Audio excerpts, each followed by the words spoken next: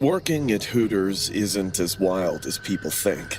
Sure, you get the occasional drunk guy or creepy comment, but most nights it's just wings, small talk, and pretending to laugh at bad jokes for tips. I'd been there for almost 2 years, used to the routine, until that night. It was a Tuesday. The restaurant was half empty, and I was cleaning off a table near the bar when I noticed a woman in her with a weird mushroom haircut that looked like she'd cut it herself. She wore this heavy sweater, even though it wasn't that cold yet. The moment our eyes met, she smiled at me, and before I knew, she walked up to me, clutching her purse. "Hi, honey," she said, her voice sugary but creepy. "It's good to finally meet you, Sarah. I follow your Insta account like Bible." I froze a little. It's not like I'm the influencer type, and meeting someone who admits to stalking so proudly was very new to me. Okay. How can I help you? She smiled wider. Oh, you're more beautiful in person. Table for one, please. But I'd like you to be my waitress. No one else. Just you. Sure. Right this way. She followed me to a booth in the corner, humming some old tune under her breath. When I handed her a menu, she brushed her fingers on mine intentionally while taking it. You've got such lovely hands. Do you play piano? No. Just carry trays and drop things. She giggled, high-pitched and a little too loud. Oh, you're funny. A natural charm about you. I smiled thinly and asked what she'd like to drink. She ordered sweet tea. When I came back with it, she went super annoying with personal questions like she was shooting cannonballs. Do you live nearby? Are you married? What kind of car do you drive? Do you go to church? Finally, she said, You know, I think you and I could be great friends, Sarah. Maybe even more. I blinked. I'm sorry? Yeah. We can be a couple, you know? I'll take good care of you. Oh, that's really sweet. But I actually have a boyfriend. Her expression changed instantly, like a switch flipped. Her lips pressed together. Her eyes went dark. Men ruin everything beautiful. Excuse me? She suddenly grabbed my wrist. Her hand was cold. You shouldn't waste yourself on one of them. Ma'am, please let go. Doreen. Call me Doreen. I'm not your ma'am. You need to calm down, okay? Soon, our conversation turned into a heated argument, and Doreen was screaming at me. Tom, my manager, noticed from across the room and came over. "Everything all right here?" She's fine. Doreen said, smiling again. That eerie, broken smile. We're just having girls talk. Tom looked at me. "You good, Sarah?" I explained to Tom how Doreen was misbehaving with me. Tom immediately took stand for me and asked Doreen to leave. The face she made when Tom threatened to call the security to throw her out was pure hatred and rage. Yet before leaving, she smiled at me and gave Tom a burning look. The matter resolved there. I tried to shake it off. My boyfriend, Evan, came to pick me up after work. I couldn't stop replaying her words, the way she'd said my name, the strength of her grip. Evan sensed my tension and asked if I was okay. I told him about Doreen on the drive home. He called her a psycho and told me to report her next time I see her. That night, I didn't sleep well. The next morning, I woke to my phone ringing. It was Carly, one of my coworkers. Her voice was trembling. Sarah, did you hear? Hear what? Tom's dead. My stomach dropped. His body was found in the alley behind the restaurant. He was stabbed, like brutally. The cops think it happened right after we closed. I sat there in bed, staring at the wall. Tom took rivalry with her for me, and no doubt she can be vengeful. But what proof do I have? All day, I couldn't shake the thought that it was connected. Doreen's face kept flashing in my mind, that look she gave him. That evening, I got home to find a small package sitting on my doorstep, no return address, my name written in neat cursive. I thought maybe Evan had ordered something for me, so I brought it inside and opened it on the kitchen counter. I dropped it instantly, heart hammering. Under a pile of blood-soaked tissues, there was a folded note. The handwriting was shaky, but deliberate. It read, You shouldn't have said no. I called Evan immediately. He told me to lock the doors and call the police. I did. They took the package, filed a report, but said without proof it was her, there wasn't much that they could do. I barely sleep nowadays. Every creak in the house makes me flinch. I haven't been back to work since. I think I should move out of town, start over somewhere new. Evan feels I'm getting paranoid, but deep down, I know it won't matter, because last night, as I walked past my living room window, I caught a reflection in the glass. Out on the sidewalk, I saw Doreen peeking at my house. I know she won't let this go so easily. Working a late shift at Hooters isn't glamorous. Most nights were routine, fryers sizzling, orders coming in, and the hum of conversation and clattering dishes. Nothing ever disturbed me until that night. It was around 11:50 p.m. I was wiping down the grill, trying to finish my side prep, when headlights bounced off the windows. A delivery truck pulled up silently outside the back door, not the usual branded delivery van. No one inside spoke as the driver jumped out, carrying 3 unmarked cardboard boxes. They were labeled in black Sharpie, premium cuts. The driver handed a clipboard to Carl, the branch manager. He looked normal enough on paper, mid-30s, slicked back hair, a permanent smirk, but something about his eyes always made me uneasy. That night, he barely glanced at the receipt, shoved it into his pocket, and muttered, "Leave him alone. Just freezer stock, Louise." I nodded, but something in the pit of my stomach didn't sit right.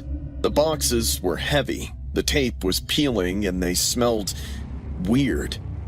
Carl wheeled them inside like they were nothing and slammed the door shut behind him. The shift ended. I clocked out, grabbed my keys, and headed for my car.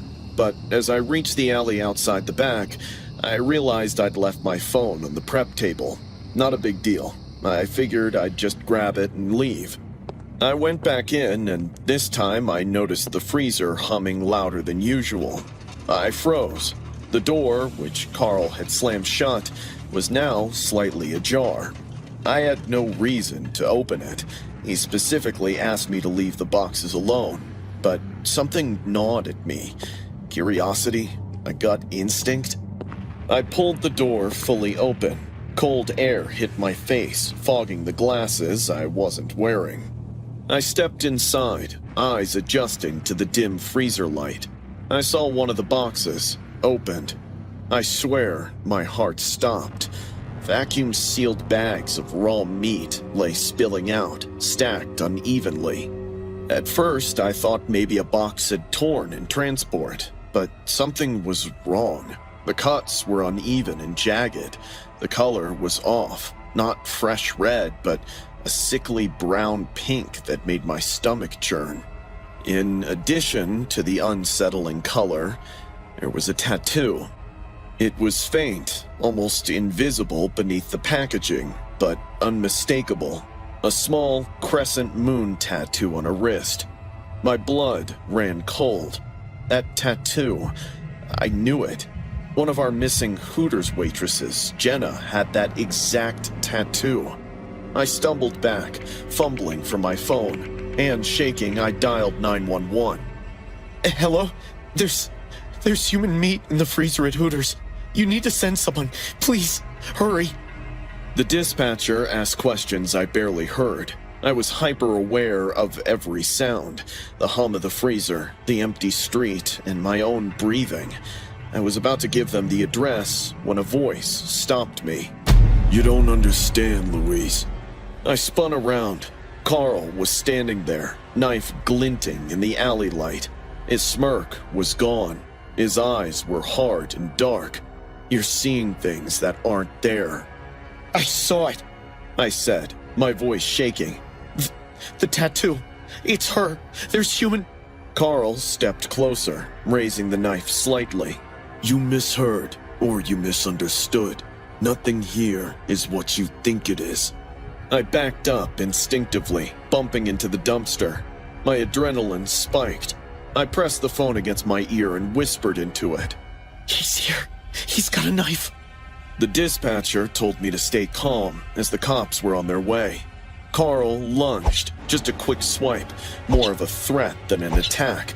I dodged and ran toward the street, shouting, "Help! Somebody help me!" I hid behind this heap of trash bags waiting for the cops. When they finally arrived, they found Carl inside. He was putting those meat boxes in a large bag, probably planning to run away. They caught him quickly. He didn't resist, but even as they cuffed him, I saw the panic in his eyes turn to something colder, more calculated. They searched the freezer and found more boxes.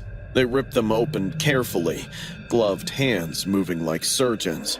Every box contained vacuum-sealed human remains. I couldn't look directly at most of them, but the tattoos were unmistakable. Jenna, another missing cook, and even a manager from a different branch. Carl tried to explain it away. He said he handled premium cuts for specialty events, and there was a misunderstanding.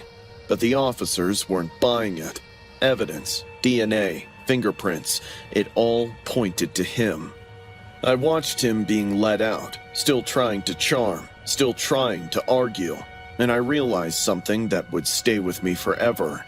He didn't see these people as people, just inventory, premium cuts. That was what he called them.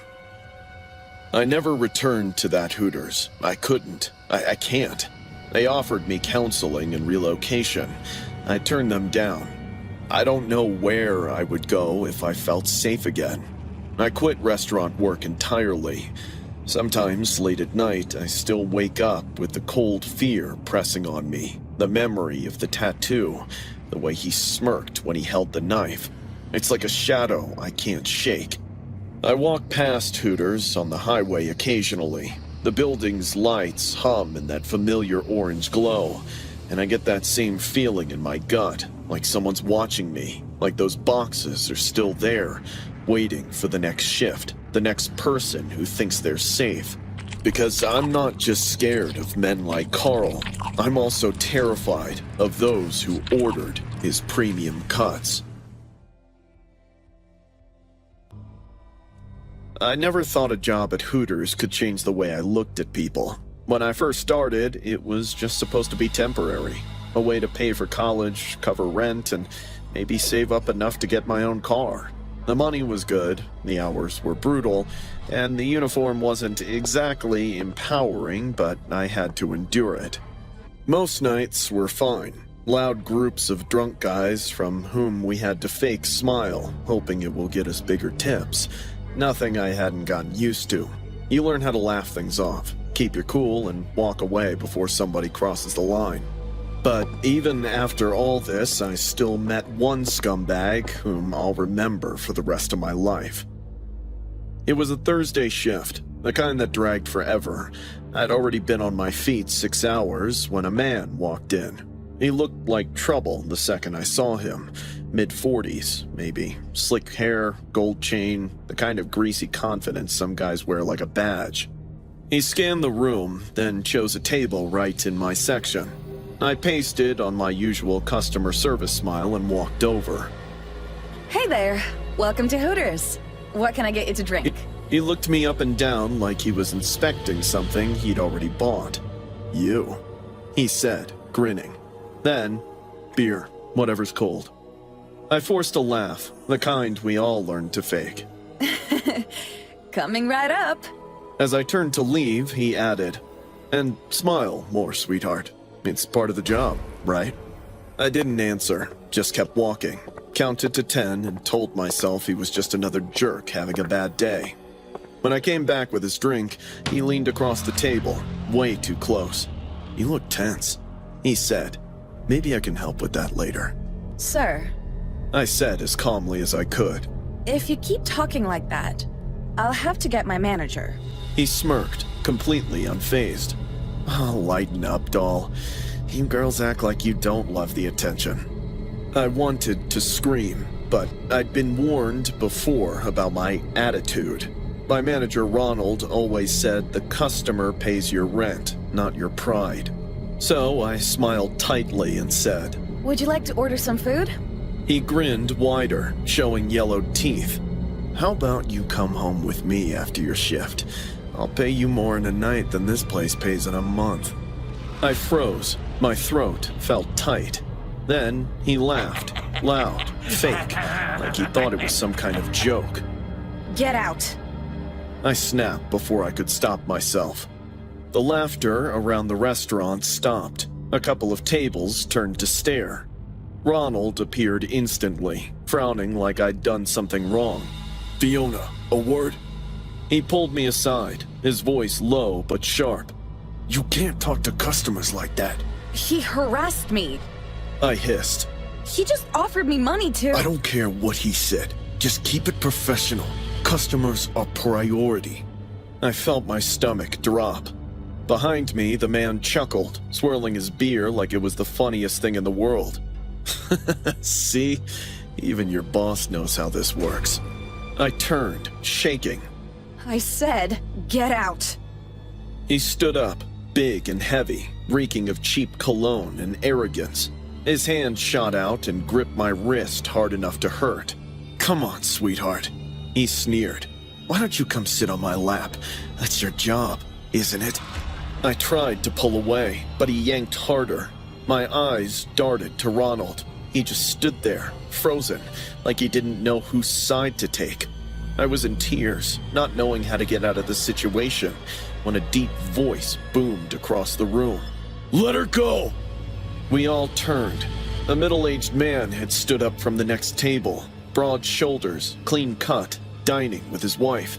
His face was calm, but his voice carried that dangerous kind of authority you don't argue with. Mind your own business, old man," the creep spat. The man stepped closer, fists clenched. "You touch her again, and you'll regret it." The creep smirked. "What, you gonna stop me?" Before anyone could move, the man slapped him across the face, hard. The sound cracked through the restaurant like a gunshot. "Get your hands off her," he said again, low and cold. The guy stumbled back, clutching his cheek. Ronald finally seemed to wake up and yelled, "That's enough! Everyone calm down!" The wife was already dialing 911. The creep was shouting, She asked for it. You all saw she was flirting with me. "Even if she was flirting with you, what right do you have to treat a human being like an object? You should be ashamed of yourself." My wrist throbbed, and I could barely breathe. I kept replaying the moment over and over in my head. His hand on me, his voice, Ronald's silence. When the police arrived, it was chaos. They questioned everyone. The wife handed them her phone. She'd recorded the last minute of it. The video showed everything. His grab, his words, my reaction, and the slap. They cuffed him right there in the middle of the restaurant. He was still yelling as they dragged him out. "This ain't over! You'll see!" Ronald tried to smooth things over, muttering something about bad for business. I ignored him. My hands were shaking too much to even untie my apron. The man who helped me, his name was Oliver, stayed until the cops left. When things finally calmed down, I walked over to him, still crying. Thank you. I whispered. He smiled kindly. "You don't have to thank me. Everyone works hard in this life. No job is small. But respect? That's not optional." I'll never forget the way he said that. After he and his wife left, I clocked out early. My wrist was bruised where the creep had grabbed me. Ronald didn't apologize. He just said I should try better not to make a scene next time. I quit the next day.